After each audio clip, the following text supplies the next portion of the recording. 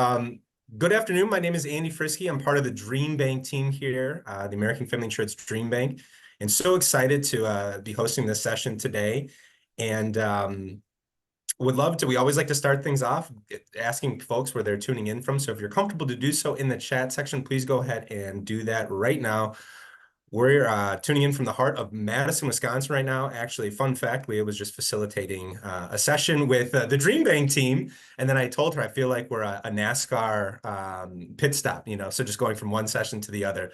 But a little bit of context about DreamBank, who we are, what we do, and why we exist. So here at American Family Insurance, we believe that communities are stronger and the future is brighter when people are actively pursuing their dreams. And that's why DreamBank was created. It's an inspirational community and destination experience and virtual experience that is dedicated to dreamers everywhere.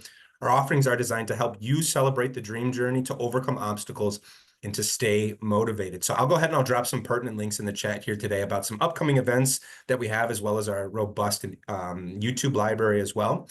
But just a couple of housekeeping items before we go ahead and kick it over to Leah. So again, I want to thank you all for taking the time out of your day to join us here. In order to get the most out of this session, I encourage you all to go ahead and send that last email, send that last text, close out of any tabs, just to allow you to be the most present for this session today.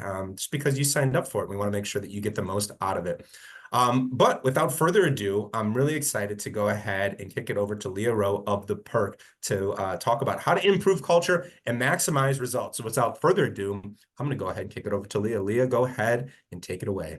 Thanks, Andy. Can you hear me okay, Andy? Everything's good. Yep. All right, great.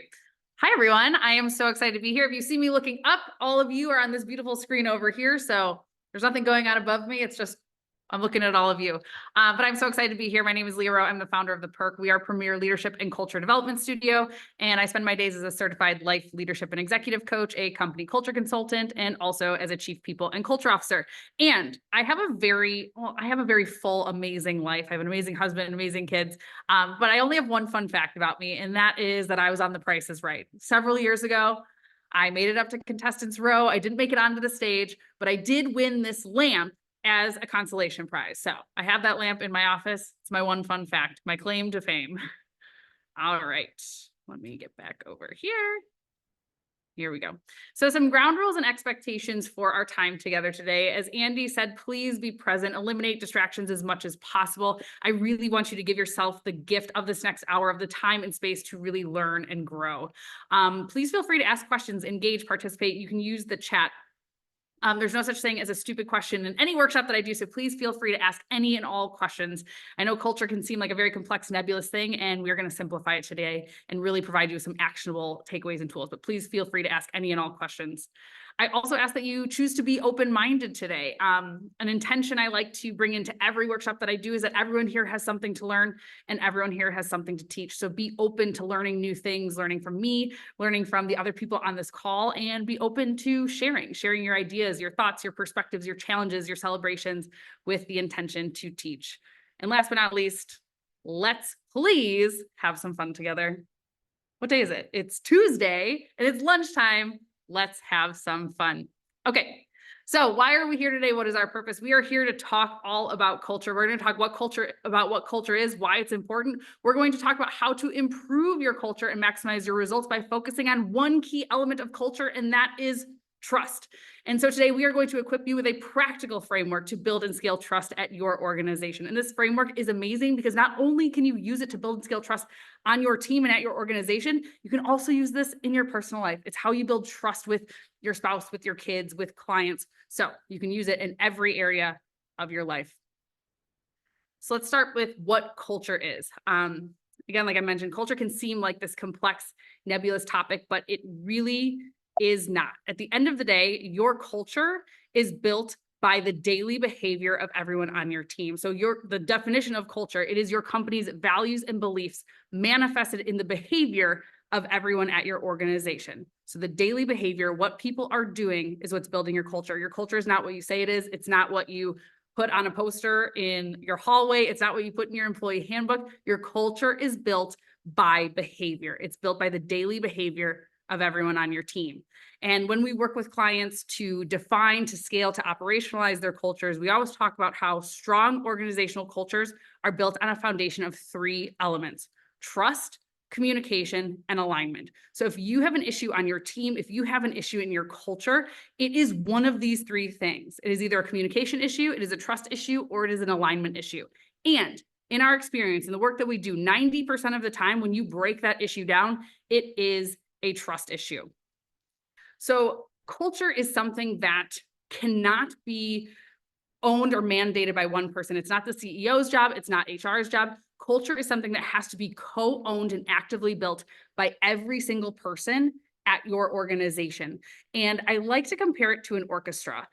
You know, everyone has to be sitting in their seat, playing their instrument, playing the same song in unison in order to create a beautiful symphony. So there is no one at your company, nobody on your team who is sitting in the audience and watching the culture be built. This is something you all co-own and have to actively work on together. And the fun thing about culture is that it happens no matter what. It exists no matter what. If you put two or more people together, a culture is going to form. And this is true on a team. It's true in a family, in a friend group. If you play, volunteer sports, when you put two or more people together, a culture is going to form. And culture has an enormous impact on every single aspect of your business. And when in the work that I do, I look at three specific areas where culture has an impact. I look at recruitment. Can we get people? Retention. Can we keep people? And engagement. Can we maximize the people that we have? So let's look at some numbers on those three areas. So recruitment, can we get people? 88% of job seekers say a healthy work culture is vital for success. And 86% of job seekers avoid companies with a bad reputation. 82% of people believe that culture is a competitive advantage. So your culture absolutely impacts your recruitment. Can you get good people in the door? Now let's look at retention. 63% of US companies find it harder to retain their employees than to hire new ones.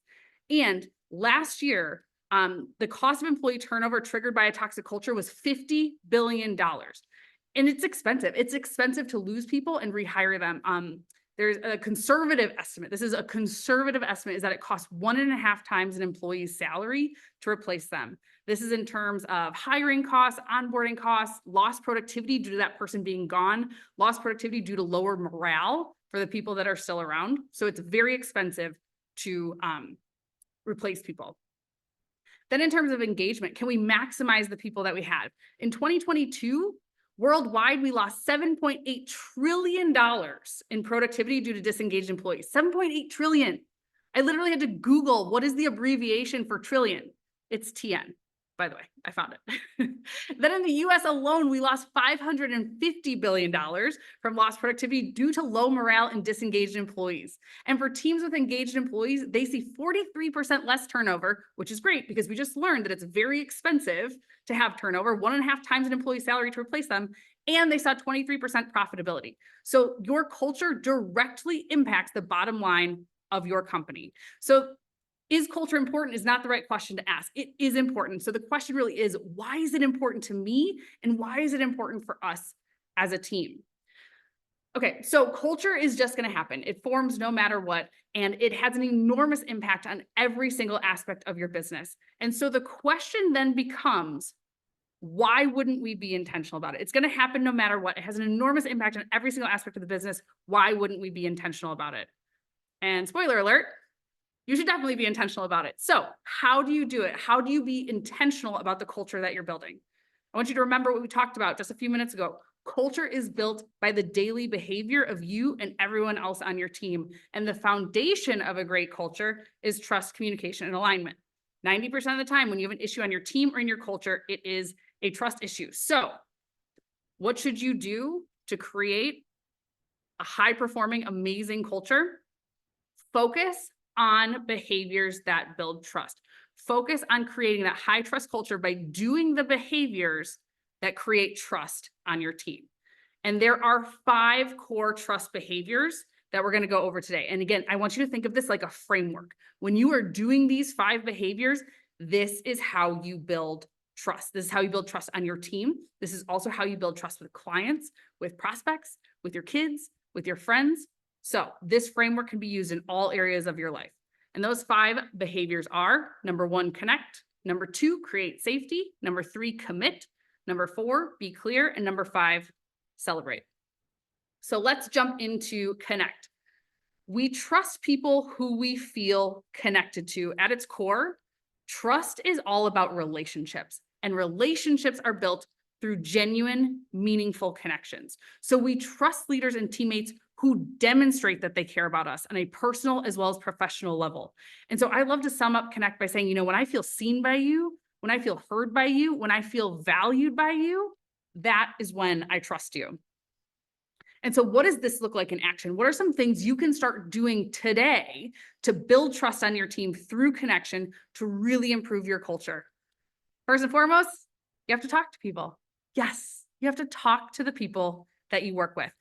But don't just talk to them. I want you to focus on being present with them, eliminating distractions, giving them the gift of your full attention. Show them that that connection, this is the most important thing to me right now. I'm putting my phone away. I'm putting Slack and Teams away. I'm focusing on you.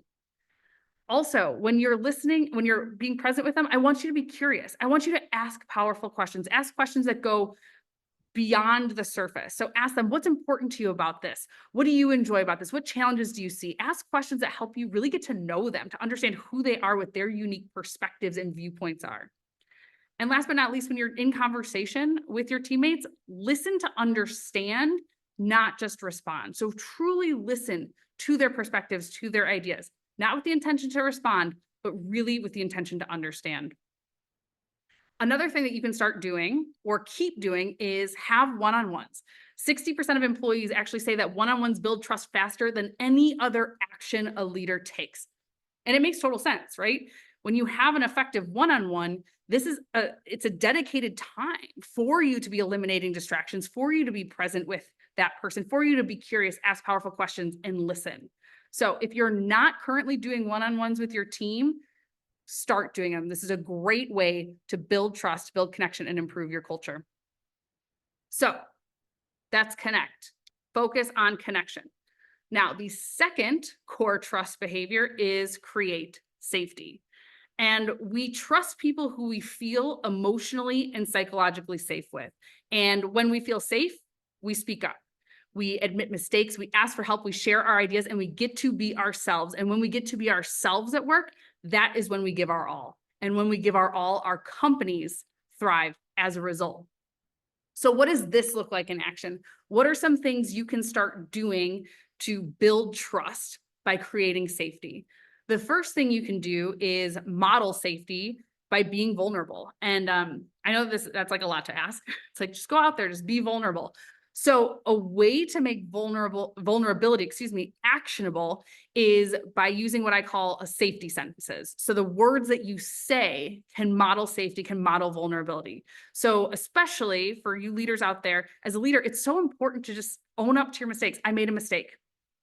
You know what? I'm not sure how to do this. I need help.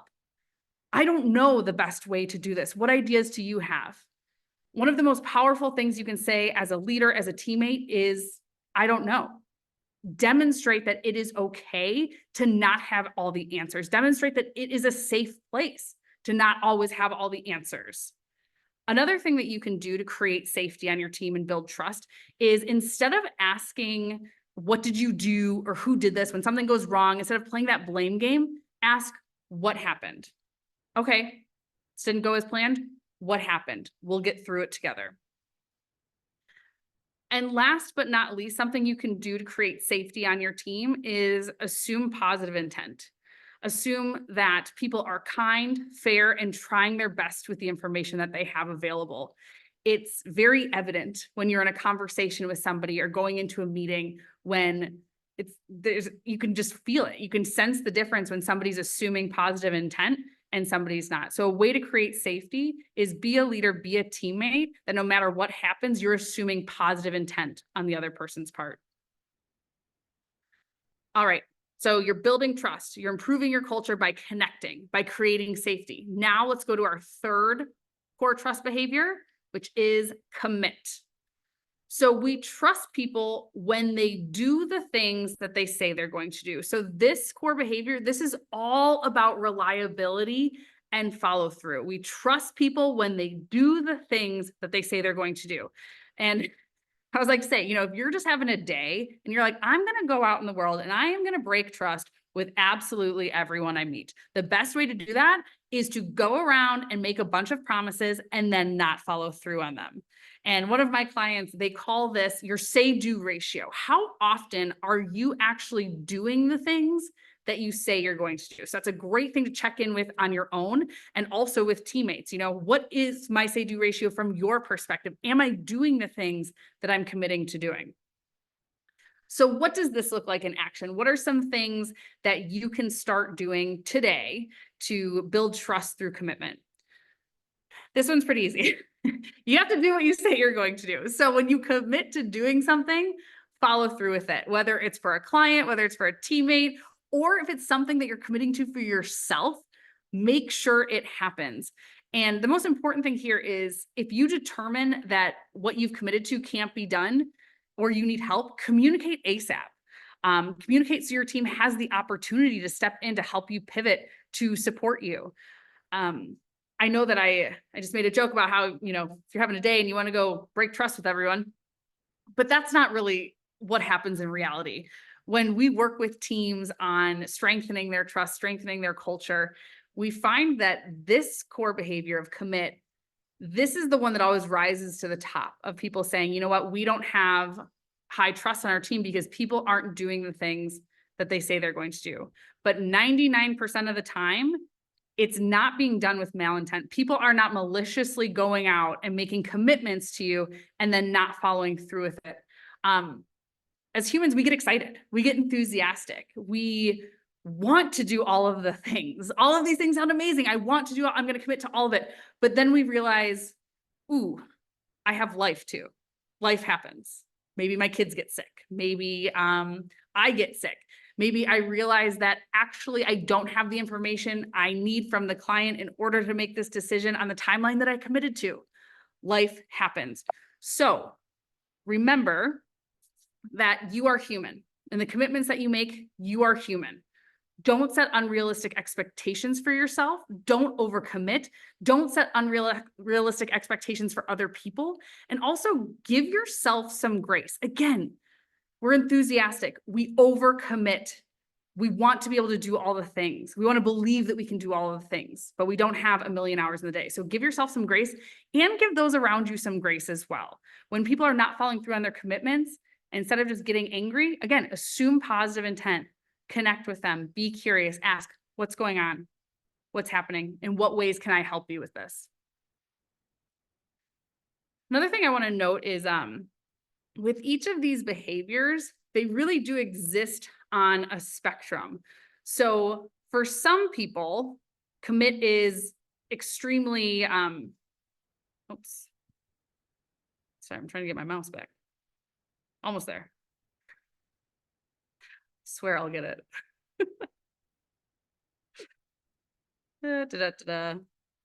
Technical difficulties. There we go. So with all of these behaviors, they exist on a spectrum. So you might have somebody who is really high on the spectrum of commit. And for them, you might say, you know what, I'm going to come to the office tomorrow and I will be there at 9 and I will bring donuts. And for them, if you don't show up at the office at 9 a.m. with donuts, for them, it's like trust has been completely broken. Let's say you show up at 10 with bagels. For other people, they might be like, you know what, you showed up today. I'm cool with that. And other people might be more in the middle. You know what, you got here a little bit late with some sort of food for the team. That's okay. So everyone with each one of these behaviors, we're at a different point on the spectrum. So it's important that you talk with your teammates about these behaviors and where you're at on the spectrum of trust. If you're like, I am super high on the spectrum of commit, like if you say you're going to be here at 9 a.m. with donuts, you better be here at 9 a.m. with donuts. Or are you more at the lower end? And ask your team too, so that you know, because most of the time when we're breaking trust on our teams, it is being done unintentionally because we don't realize what we're doing and we don't realize what part of the spectrum that our teammates are on. So we have connect, we've created safety, and we are building trust through our commitment. The next core behavior is be clear. So with clarity, we trust people who are clear and consistent with their words, their intentions, and actions. Ambiguity and confusion in all forms leads to distrust. So if on your team you have ambiguous or confusing expectations, priorities, goals, requests, deadlines, roles and responsibilities, if you have ambiguous or confusing boundaries, you are going to be diminishing trust. And our friends over at Boldly & Co., they are productivity researchers, experts. They have found that 30% of a person's day is wasted because people are not clear on who owns what and what they are actually supposed to be doing. 30% of a person's day. So a lack of clarity, it directly impacts the trust level on your team. It directly impacts the culture, and it also directly impacts productivity and the bottom line. So what does this look like in action? What are some things that you can start doing today to build trust through clarity? First, give the gift of clear expectations. Be clear and transparent with your expectations. Expectations exist no matter what, and they are either clear or they are stealth. When you have stealth expectations, this is when all the expectations live in your head. You have a story playing out in your head, you have a movie playing out in your head. This is what you want from people, but they don't know that's what you want from them. So often when I'm working with teams and leaders where they're like, you know what? I just wish people would do this or that, I'll ask, have you clearly communicated it? Because all these people are breaking trust with you right now, but they don't know that they're doing it. They want to win the game. They don't know how to win the game. They don't know the rules. They don't know the regulations. So we need to be clear with our expectations. The other way that we can build trust through clarity is by communicating our why. When we're asking somebody to do something, we can't just say, this is what I want you to do. Communicate why. What's the purpose? How does it connect to the vision of the organization, to the values? How does it help this person further their life and their career? So communicate the why behind what you're asking of people. And I know that one can seem like, well, duh, obviously I'm going to communicate the purpose behind what I'm asking people to do. But actually, this is the one that we see fall off the quickest on teams when things are moving at a fast pace, when there's little time, a lot going on. People will just start saying, do this, do this, do this, do this. And they're breaking trust because they're not taking the time to explain the why, to explain the purpose behind it. Last thing you can do for clarity is when you're not sure if clarity's been reached or you've communicated something, take time to take ownership, to gain that clarity, to ensure that clarity has been reached. And that brings me to my daughter, Betty. Last time I gave this workshop, which was last month, I talked about how she was almost 6. She turned 6 at the end of July. So now I have a 6-year-old.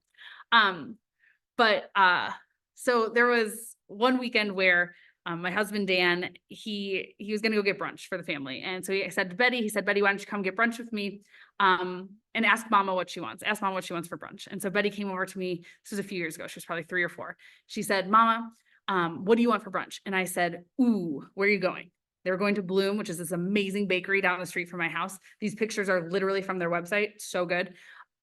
But she asked, Mom, what do you want for brunch? And I said, you know what? I'm feeling really hungry today. I want a sweet potato donut, which is what you see over there on the left side. And I want a biscuit sandwich. And she's looking at me, she's making eye contact, and she was like, got it.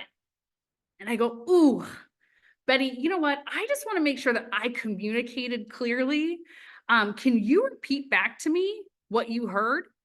And she said, yep, you want a potato, you want a carrot, and you want a sandwich. So close. Sweet potato donut, biscuit sandwich. She heard potato, carrot, sandwich.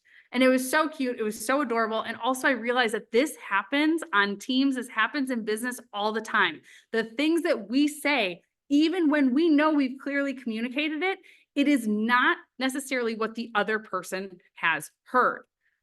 So clarity is co-owned on a team. It is co-owned in a culture.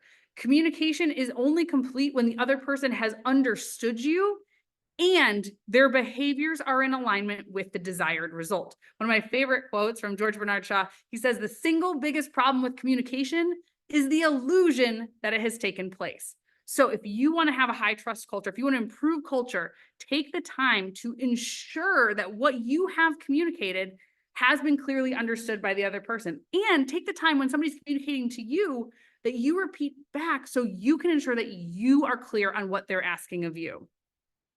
So some questions that you can ask when you're communicating something to somebody, you could say, kind of like I did with Betty, will you repeat back to me what you heard? And the language here is really important. It's not, will you repeat back to me what I said? Because what I said might be different than what you heard. Will you repeat back to me what you heard? I just want to make sure I communicated it properly. This is something I do with my team all the time because, and I've shared with them, one of my fears is that I will communicate unclearly. So I'm going to ask a lot of questions just to make sure that we're on the same page and we're clear about things. Again, because I know 30% of a person's day will be wasted if they're not clear on who owns what and what they're supposed to be doing. So taking that extra time to ensure that clarity is really important for our culture and also for the business. You can also ask, when you communicate something, you say, what's important to you about this? What's important about this for you? That's a way for you to really, gauge check. Is what's important about this for me the same as for them? Are they understanding what I'm asking of them? And you can also just ask, what is super clear about this expectation? Say I'm communicating an expectation to somebody. What's super clear about this and what's not? What could be clearer? So leaning into that curiosity to really make sure that that clarity has been owned. Okay. So you're building trust, you're improving your culture, you're connecting with people, you're creating safety, you're committing, you're being clear. And the last core behavior is celebrate. So with celebration, we trust people who believe in us and our abilities and want us to be successful. We trust those who demonstrate that they recognize, appreciate, and celebrate what we do and who we are. As humans, we have a biological need to be seen, to be heard, to be valued, to be recognized, not just for the things that we accomplish, but for who we are, for how we show up, for the energy that we bring. And so what you can do to start building trust and improving your culture through celebration, first thing you can do is you can model the behavior. Be the one to celebrate others. Take time in team meetings or in one-on-ones, make sure you recognize your people in your one-on-ones at least once during that time. Maybe you save it for the end, maybe you do it in the middle, but be the one to model that celebration, that recognition. And when you are doing that, when you are recognizing your team, be specific. Share the behavior that the person is doing that you think is amazing. So instead of saying like, hey, you're amazing, you can say, hey, you know what? You ask really good questions in our team meetings. And those questions, they cause us to think deeper and think differently. And actually, we make such better products and services because of the amazing questions that you ask. So keep that up. So now that person knows, okay, I'm amazing because of this behavior. And now you've created that positive feedback loop. They know that that is a behavior that is rewarded, is recognized here. I'm going to keep going. I'm going to keep doing that. Another thing you can do is celebrate the steps, not just the results. So don't save your celebration for those end of the year. We achieved this big goal, end of the year, we got the revenue we wanted. Celebrate the effort that's going into it. Celebrate everyone showing up and working towards that goal in the right way. And the last thing you can do to build trust through celebration is you can ask your team, in what ways do you like to be recognized? And then you can celebrate them in the way that they most like.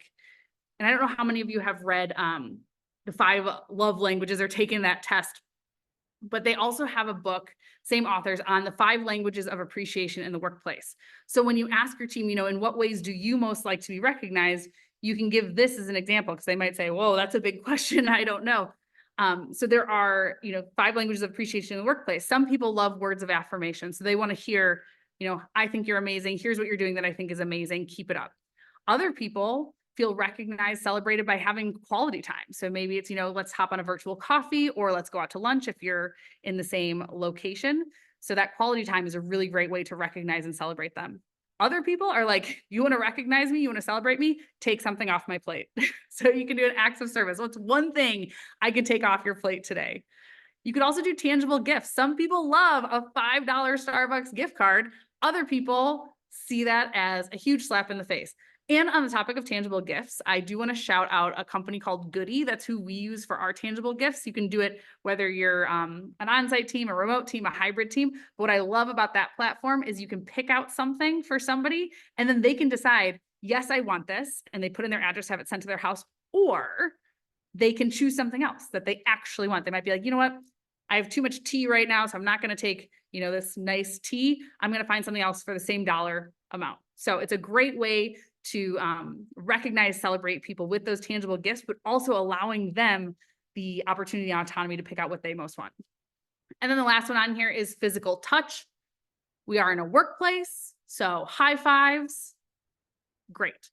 But asking your team, in what ways do you most like to be valued? In what way can I celebrate you? And here are some examples of ways that that can be done.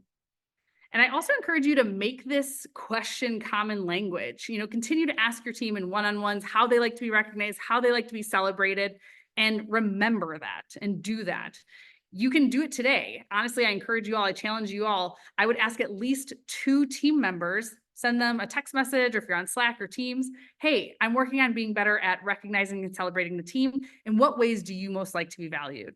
Another thing you can do is you can make it part of your onboarding. So when you're going through the onboarding process, you can ask new hires, in what ways do you most like to be recognized, most like to be valued? We really want to make sure that we take time to recognize you in the way that means the most for you. It's such a powerful thing when you're onboarding at a new company and they ask you that question. It's a differentiator for sure. Okay, so there you have it. Those are your 5 core trust behaviors. When you do these things, this is how you build trust. And by focusing on these things and building trust, this is how you improve your culture and maximize your results. And one thing I want to point out here is that consistency is key. All of these behaviors need to be done consistently in order to build trust. It's not enough to say, Jim and I connected with Jim like 4 years ago. I have no idea why he doesn't trust me. These are things that you have to be doing every day in every single interaction. And so the trust by design framework, the way that you build and scale trust and improve your culture, you do these 5 core trust behaviors consistently. And that's how you have an amazing high trust culture. So I don't know how many of you are on your phone or on your computer, but if you're able to use Annotate, there should be a little green pencil towards the bottom of your computer screen. I would love for you all to annotate, or maybe you can even put it in the chat or shout it out. No rules here. Which one of the 5 core trust behaviors do you feel like you are best at? You're like, you know what? I am amazing at connecting. I am great at celebrating. For those of you that can annotate, which one do you feel that you are best at? Connect. I see a couple connect. A lot of connect. Commit. Amazing.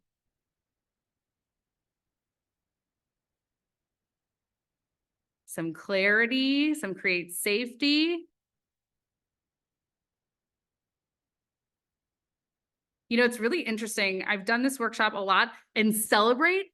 Oh, yes, we have a celebrate. Celebrate always tends to be the one that has the least amount of people being like, I am so great at this. It's really interesting. Oh, and people in chat, connect and commit, be clear. Awesome, Christina. We do have a celebrate. Amazing. Okay.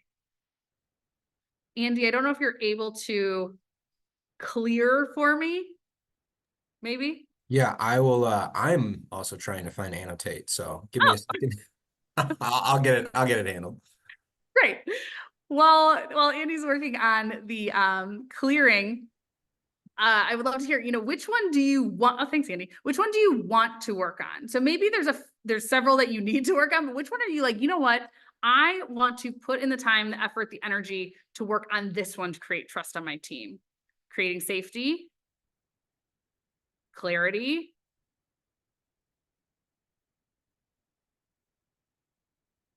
the chat, celebrate, clarity. Awesome. So we're very much in the celebrate, create safety, clarity realm. Amazing. All right, Andy, one more clearing for me, if you will. Oh, where's my mouse? There we go.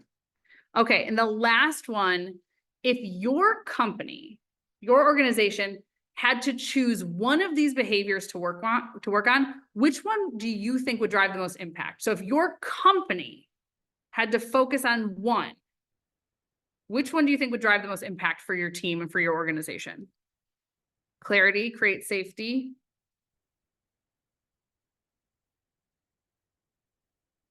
Connection. See in the chat, create safety, clarity.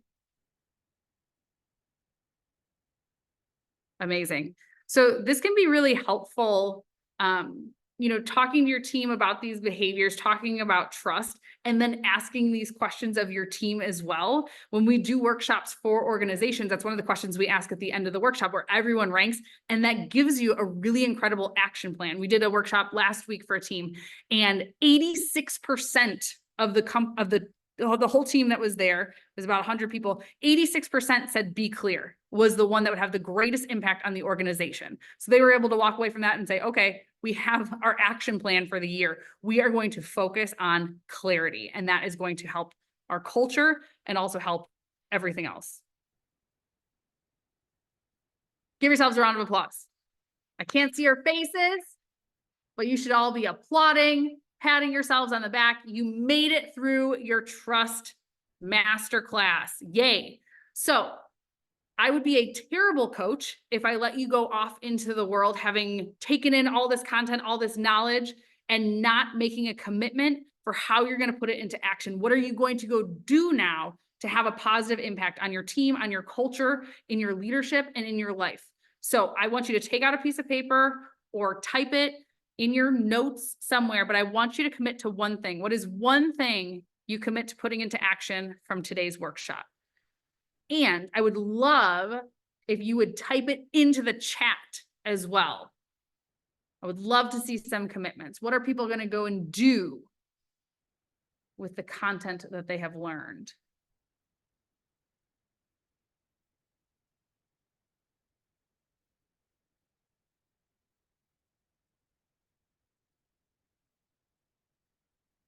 I know at least one person's going to make a commitment. Make a Goodie account. Yes, absolutely. And I'll challenge you to make the account and send it to some people so that you can celebrate them and build trust. Measure how many celebrates they do per month. I love that. Yep. Measure the ones you're currently doing. Set a goal for how many you want to do. Be clear. Yep. Love that one. Finalize our core values to help us create alignment, build trust, and communicate to our team and build the culture we need. Yes. Core values, they are a compass. They are going to guide your team on how to make decisions, how to build your company in the right way. Absolutely. Nice job, everybody. So my call to action for all of you, I want you to talk about trust with your team. Again, by focusing on trust and focusing on trust building behaviors, this is how you're going to have an incredible culture. One that it helps with recruitment. People want to be a part of it. It helps with retention. People want to stay, helps with engagement. People want to give their all. They want to do their best. So talk about trust with your team.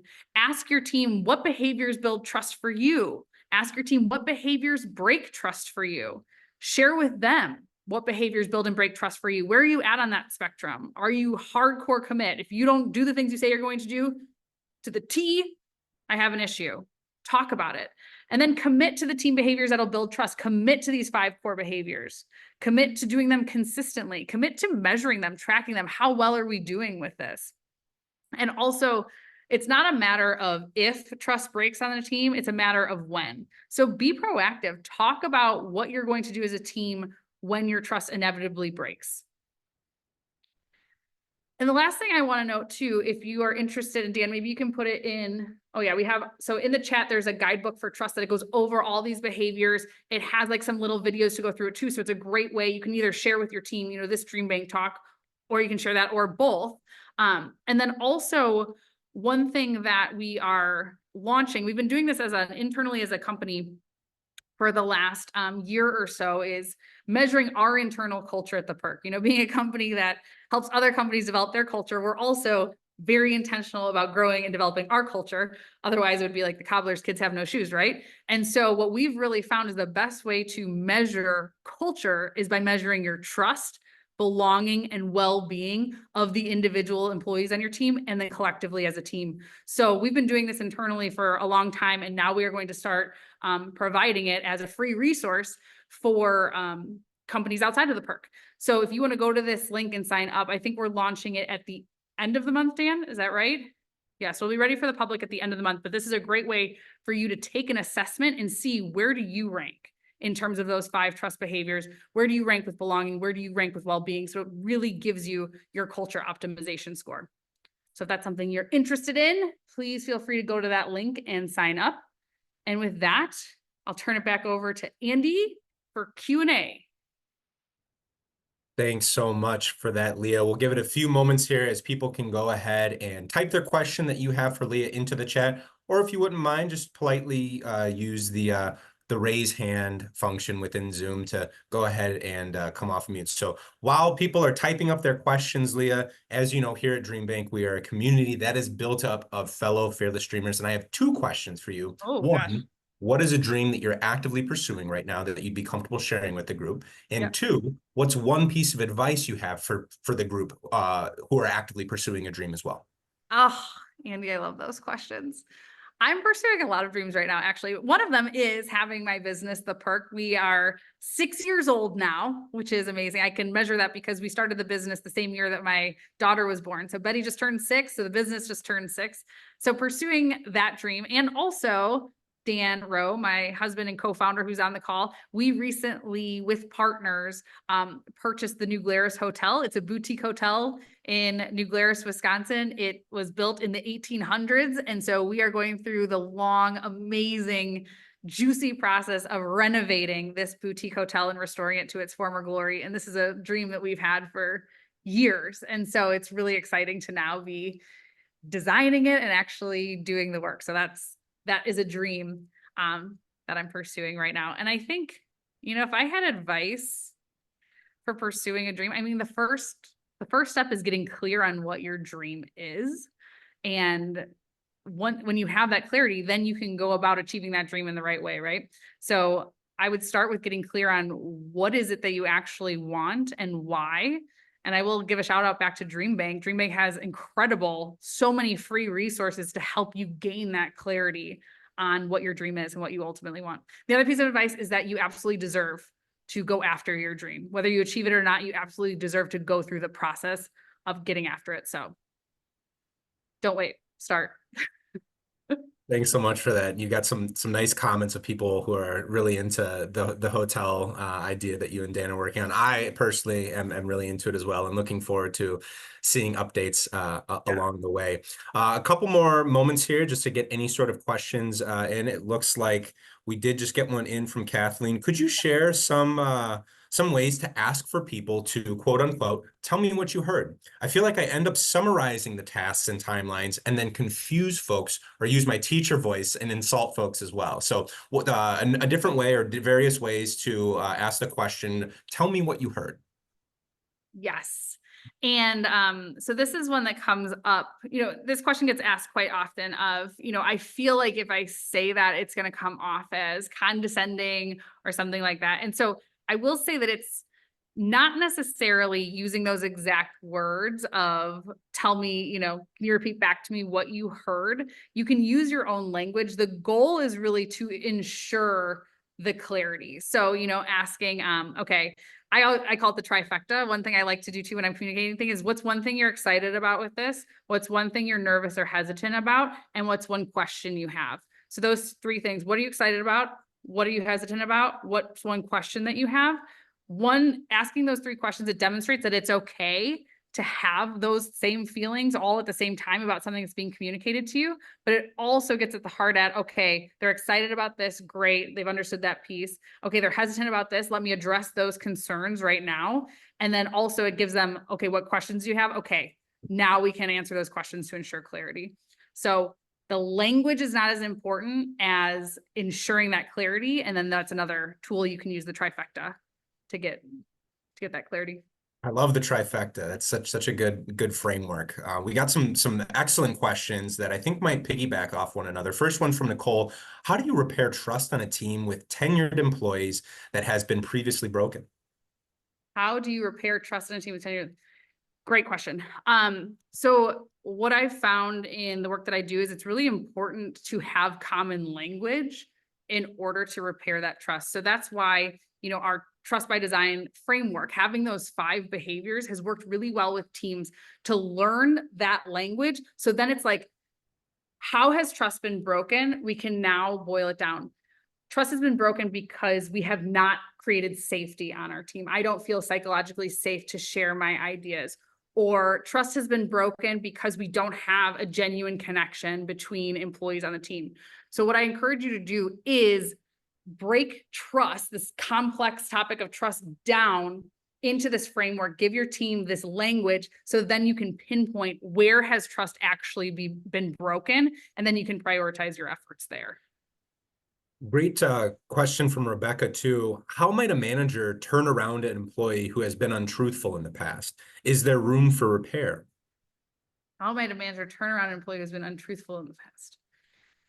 That is a great question. And what's coming through for me with that is that, honesty is a very important trust building behavior for you as a manager, or for this manager that we're talking about. So I think communicating that to the employee, letting them know that this is a big trust building and breaking behavior for me. And I think if you're the manager or for the manager, it's getting clear on what needs to happen for trust to be rebuilt. So it's taking that self-reflection first. What needs to happen for trust to be rebuilt? And maybe for you or this manager, it can't. And that's okay. There are some situations where trust has been broken to a point where it can't be rebuilt, but then that needs to be clearly communicated as well, and action needs to be taken, because it's also unfair for that person to then continue to work in an environment where they're never going to be trusted again. So it's self-reflecting first. What needs to happen for trust to be rebuilt? And then if there are things that person can do, has to be clearly communicated to them, and they have to buy in. They have to agree, I'm going to do those things to rebuild trust, or not.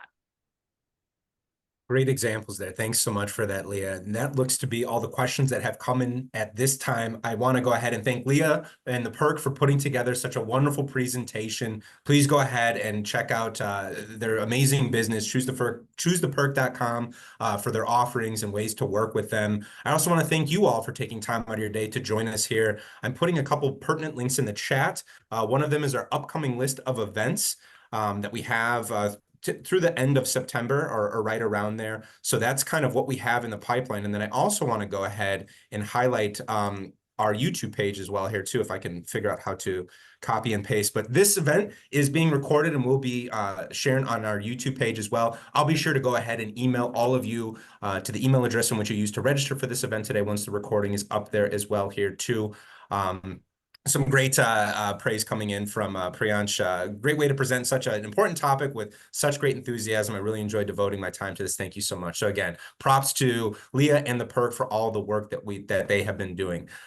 With that being said, we will go ahead and cap it there, and we will see you all next time. Take care. Bye, everybody. Thanks.